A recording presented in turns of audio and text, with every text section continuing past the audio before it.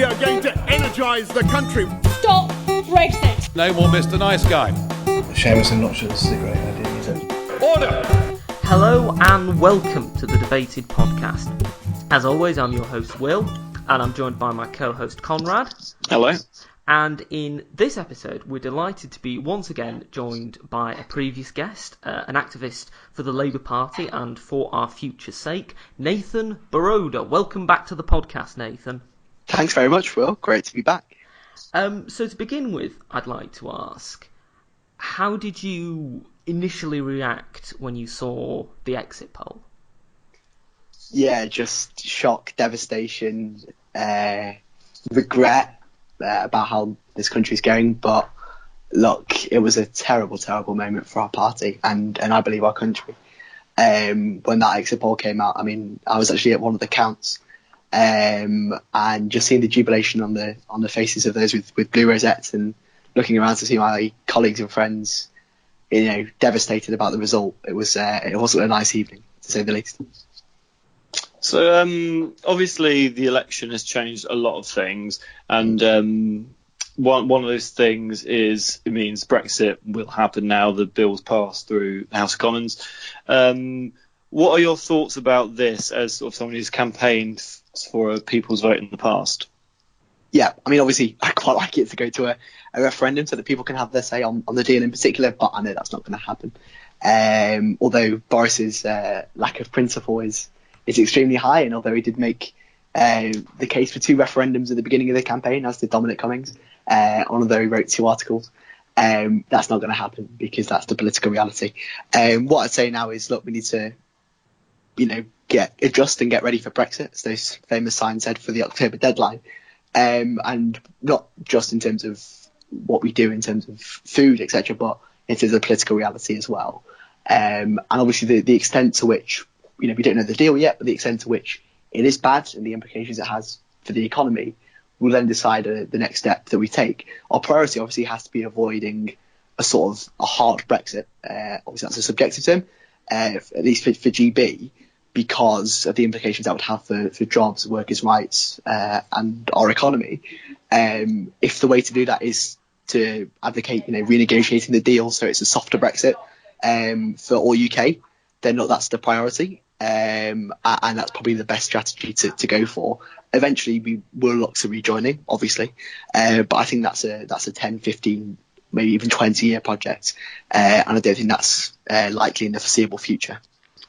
Do you think that the result for the Labour Party was more to do with its position on Brexit, or do you think it was more to do with the manifesto or the leadership? What do you think was the root cause of the Labour Party's failure to win at the last election? Yeah, I mean, ultimately it was an issue of credibility, and that ultimately rested on one main issue, which was a perception of Jeremy Corbyn. Now, I don't believe that perception is a reality. You know, people didn't believe he was competent, people didn't trust him, well, to varying degrees, but there was an idea of a lack of confidence. Now, that perception was, I believe, the reason that we lost. In terms of the manifesto is overwhelmingly popular, particularly as individual policies. I mean, public ownership of utilities, you know, our green industrial revolution policy. All these are individually popular. Obviously, when presented as a whole, that might not be seen as credible, but I think that's a separate issue. And I think it'd be a massive, massive mistake to try and go back from the 2019 manifesto, which made significant progress on the economy and on many issues. In terms of the Brexit policy, look, you know my views on that as an advocate for a people's vote and for Labour to call for a people's vote. If I believed, like, ultimately I would be, you know, after this defeat, I would be humble enough to say I got it wrong, but I don't believe, looking at the evidence, that was the case. Labour obviously needed to have a Brexit policy, and it was right, ultimately, that we advocated for a policy that we believed that the people should have their say. The political implications of that, people seem to be reading, you know, too much into results of constituencies, not understanding the ecological fallacy that people who a majority in a constituency doesn't necessarily reflect the minority of Labour voters. And not, you know, the majority of Labour voters in every constituency in the country are Remainers, and that reality still exists now as it does when Labour made the decision. But ultimately, for it to be made the case that Labour's loss was the result of a second referendum policy, that would have to be evidenced by a reduction in support for the party when that policy was announced in July, and that absolutely wasn't the case. We were polling in the mid-20s after a disastrous local and European election campaigns. It could be argued that those were distinct. Particularly the European elections, people might use that as a protest vote, and they might. But ever since that, then our polling increased. Went nowhere near enough to win an election, but our position increased. So what I'm saying is a soft Brexit policy was not the direction to get a majority or to stop the Tories getting a majority. We had to pick a side. We didn't make that case convincingly enough. But I would argue that whatever case we made, the perception of our leader as incompetent was a far, far more potent thing, and that's what I picked up on the doorstep. So obviously, as a result of the election, Jeremy Corbyn has triggered a Labour leadership contest. We've just had the MP nomination and MEP. I don't know why they're still involved, seeing as there's not going to have to do the job so much longer. But that nomination stage has just gone through, so there's 5 candidates left. Do you know who you are supporting yet? And if so, why? And if not, who are you sort of considering? Sure. So I'll be supporting Rebecca Long-Bailey in this election. I think she's the best candidate to continue the good things that the past 4 years have brought us, being a resolutely anti-austerity and anti-war party, particularly actually the movement to a fantastic green industrial revolution policy that she wrote. So in terms of the policies, in terms of the domestic and foreign policy, she's absolutely spot on. And look, she's identified where we need to change, particularly on the anti-Semitism. She wrote a fantastic article. She's signed up to the Board of Deputies 10 commitments, and her judgment has always been in the right place on this particular issue. And look, I think she is the person to reach out to those communities that voted to leave and in the so-called ex-Red Wall. Rebecca represents a Salford constituency. She gets it. She gets the issues that matter. And also, equally importantly, it'd be great to have a woman leader. I think it's frankly shocking that we haven't had a female leader despite being a party of equality, and that needs to change at this leadership election. Of course, we won't just be seeing a Labour leadership contest. We'll also be seeing a deputy leadership contest. Have you thought of who you're going to be supporting in that contest? Without a shadow of a doubt, Angela Rayner. She's absolutely fantastic as our Shadow Education Secretary.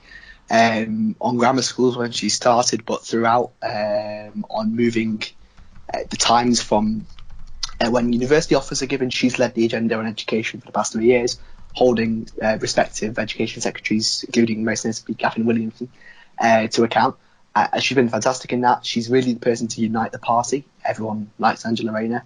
She has a fantastic backstory and a brilliant story to tell. She's brilliant in the media. So as you can tell, I quite like Angela Rayner. What are your thoughts on sort of the other candidates running for Labour leader? What sort of, I guess, are there some that you'd mind less than others, or are you 100% behind Rebecca Long-Bailey, Rebecca Long-Bailey or bust sort of levels? No, not at all. I mean, there's lots of talent across the Labour Party, across the shadow cabinet, particularly Keir Starmer. I find him very convincing, and I'd really like him to play an enormous role in a hopefully Rebecca Long-Bailey administration. I think he's forensic. He's got a great attention to detail. Look, ultimately, I think the 2 characteristics that I'd like to change, I don't think it's particularly a policy disagreement, although I do disagree with some of his voting on the welfare bill, for instance, and remind me something else. I can't remember for now, but I think to have another North London MP would be wrong, although he is an Arsenal fan, correctly, and to have another man would be disappointing at this time. But look, I think he has a great role to play. Lisa Nandy equally was someone I've admired for years. Obviously, I disagree with her, to a very large extent over the Brexit question. Perhaps that's been solved now, but I'm less convinced about her than I was. But I'll certainly be giving her a preference. Emily Thornberry, I'm not sure she'll be getting onto the ballot. A great media performer, but someone whose political judgment is perhaps suspect, particularly on the issue of Leave voters. That famous tweet, maybe we shouldn't hold that against her to her still. This whole Caroline Flint thing, which she says is nonsense, and perhaps is. But at least to a perception, as with Keir, about sort of a North London-based party, we need to get out of that. and be at the heart of the regions. I'm not a particularly Jess Phillips fan, to be honest with you. I think she's weak on detail, weak on policy, and I'm not very comfortable with some of her views on transphobia and some of the people that she's engaged with during that debate. So I'm particularly uncomfortable with that. But I would say if I had to rank them for you at the moment, it would be Rebecca number 1 in terms of the preferences, Sir Keir Starmer number 2, Lisa 93, Emily 4. What are your feelings about the deputy leadership contests? Is it that you can only support Angela, or do you feel that there are other candidates that if they became deputy leader that you wouldn't mind? I mean, what are your feelings about that particular race? Yeah, I mean, there's an absolute plethora of talent in the deputy leadership election, particularly Dawn Butler and Rosanna Allen-Khan are 2 fantastic Labour advocates, and 2 people that definitely should be in a future shadow cabinet and the future front bench. I'm less convinced that by Richard Bergen. I don't think he's very competent. I think he's a very good media performer, and his views on claiming that Zionism were the enemy of peace are anti-Semitic, and his seeming non-apology for that. And also Ian Murray, I think is a particularly divisive figure in the party. I think his conduct around the 2016 coup was suspect, and I don't think he's the person to unite the party as a deputy leadership role should be, and always has been. And for what it's worth, I do think it's an important role. And there was an attempt to get rid of it with the past incumbent, but I do think the deputy leader has a massive role to play within the party. So you mentioned Emily Thornberry possibly not getting on the final ballot because obviously there's still the stage of unions and CLPs nominating. Do you think that that's a fair way of doing the leadership election, or do you think there could be changes in the process? I think it's about right, to be honest. I think it balances having a wide range of candidates without having people who are, who are going to waste time within that debate and not having too many candidates. I think it gets it right because it has a balance between support within the parliamentary party, which is at a decent stage of 10%, and allowed candidates from seemingly all factions of the PLP to get on the ballot. Equally, it's vital that candidates will have trade union support. I mean, with a party of trade unions were founded by them, and it's really important. And also in terms of grassroots activist support, I'm less convinced by that. In terms of, I think it's vital within the final stage, and that's one member, one vote is the right system to have. But in terms of like CLP meetings, it's not necessarily accessible to all members. Not everyone turns up, and it might not be a fair reflection. So if I was to make a tweak, I'm broadly happy with the system. If I were to make one tweak, it would just be that it would be PLP plus the unions and affiliates, of course, and socialist societies. The CLP meetings to me seem a bit hit and miss, and ultimately every member gets a say as a member, not just who turns up to a meeting in the final round. What do you think would be the direction that the Labour Party would go in if Rebecca Long-Bailey and Angela Rayner won their respective contests? What do you think that they would keep as part of the previous Corbyn regime? What do you think that they'd change? Sure, I think the latter question is a lot easier to answer. And look, when you lose an election, it's often quite tempting to say we got everything wrong. Equally, when you win an election, it's tempting to say we got everything right. Obviously, it's somewhere in between, and there's a balance to be had.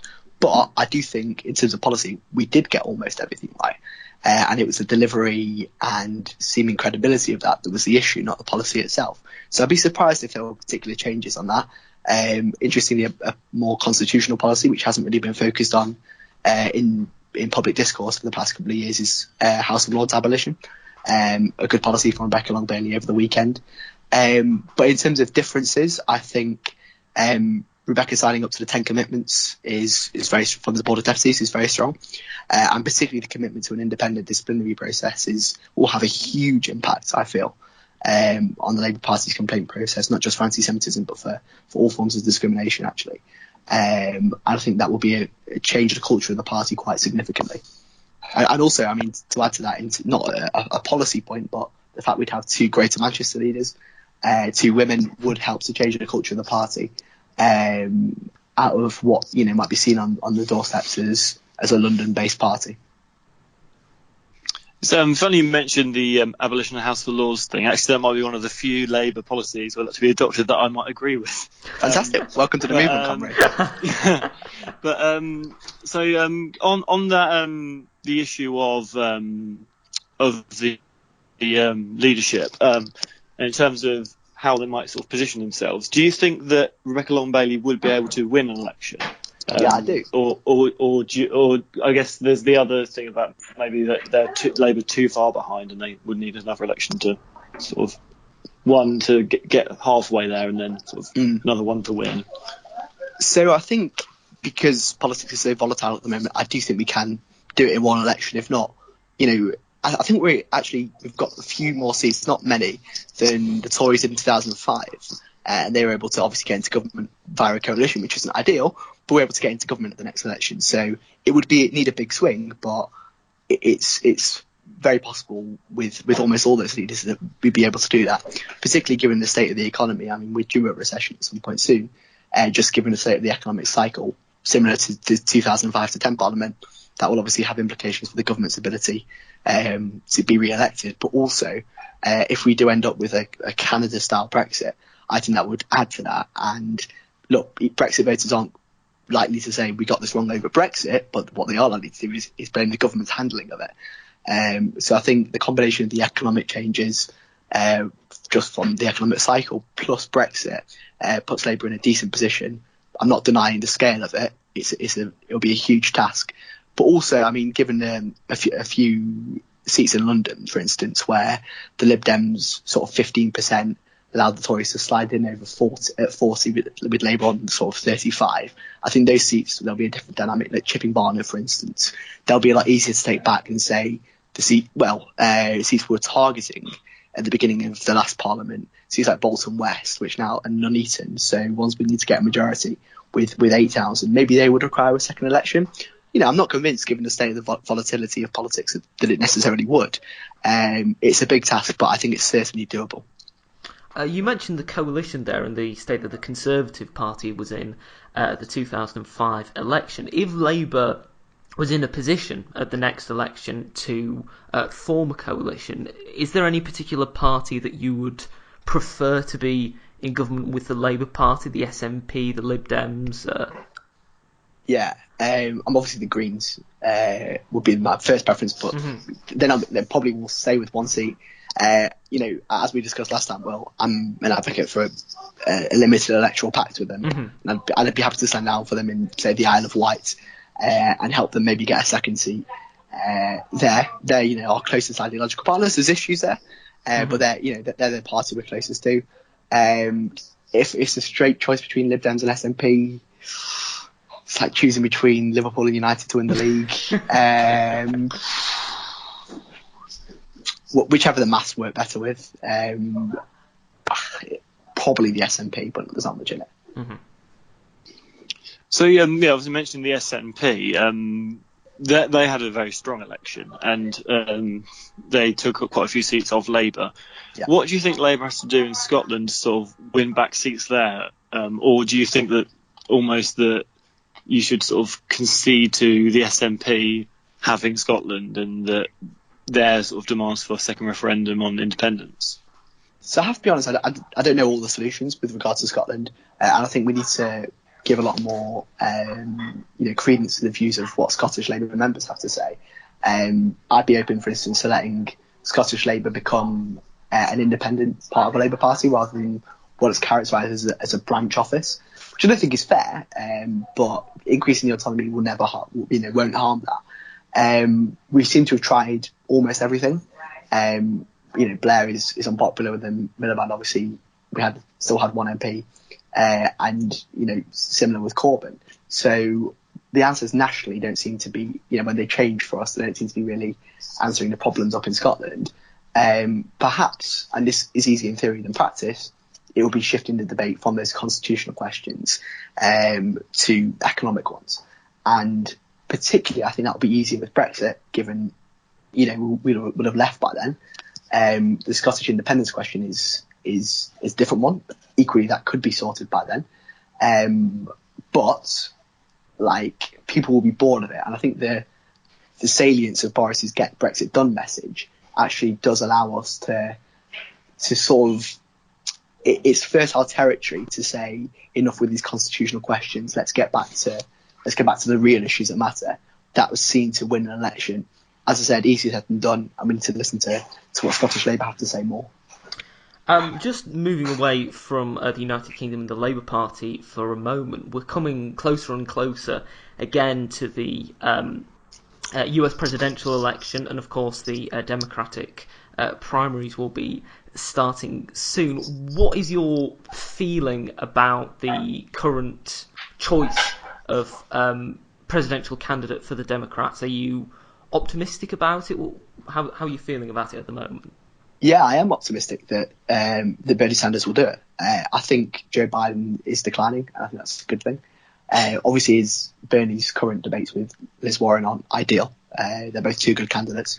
But ultimately, I do think Bernie has the path to victory. And I really think that's a great thing. And I would like to see him and Elizabeth Warren reconnect and hopefully have her on the ticket. So obviously the thing between Bernie and Warren, if listeners aren't aware of it, the sort of stem around a disputed claim that Bernie may or may not have made, that a woman cannot become president. He claims he didn't say it. Warren claims he did. Do you think a woman can become president, or do you think society in America and other countries, but America in this context, is too sort of sexist to actually allow women to get to that position? I mean, it seems to me quite similar to the Caroline Flynn, Emily Thornberry debate. But look, I mean, I'm not to deny the impacts of sexism on politics. I think we see that very regularly with perceptions of female politicians. I think Jo Swinson, I'm not a fan of hers, but was a victim of that. Equally, Rebecca Long Bailey has been victim to that as well. With regard to the America case, I mean, look, they have a particular system, but let's not forget that the first female presidential candidate got a majority of votes. She didn't win the presidency, of course, and that's never going to be enough. But a majority of Americans did vote for a woman. And I do think that whilst it was an issue, Hillary Clinton could have won that campaign.